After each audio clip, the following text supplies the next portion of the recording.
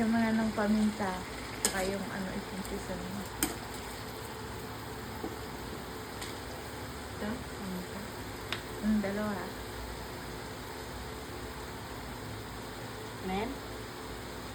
Oo, kanina. Ito rin? Ano nga labas? Ano ka na yan? Asin? Konti lang ah. Pumalat.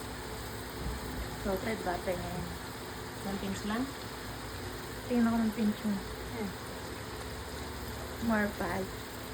More pa? Oo. Bakit kasi ikaw magluluto? Oo. Yan. Ano yan? Isa pa. Yan? Go. Haluin mo na.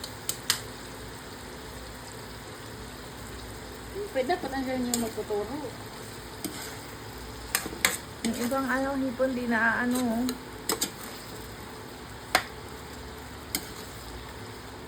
Okay na yun.